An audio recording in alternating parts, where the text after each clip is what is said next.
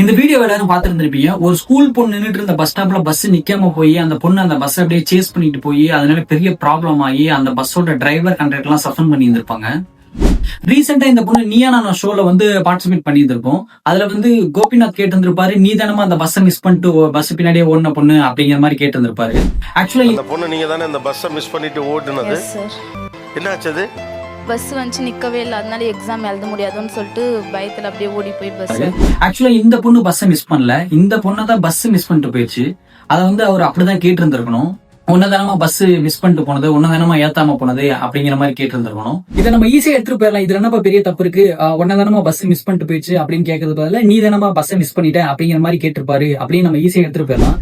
ஆனா அவருக்கு நல்லாவே தெரியும் நம்ம எதை பத்தி பேசணும் எதை பத்தி பேசக்கூடாது அப்படின்னு. முக்கியமா கவர்மெண்ட்டுக்கு அகைன்ஸ்டா நம்ம என்னதான் பேச்சுரிமை கருத்து சுதந்திரம்னு பேசிட்டு இருந்தாலும், நம்ம எவ்வளவு பெரிய பதவியில இருந்தாலும் நம்ம என்ன பேசணும் என்ன பேசக்கூடாதுன்னு அதிகாரமும் ஆளுமையும் தான் முடிவு பண்ணுது.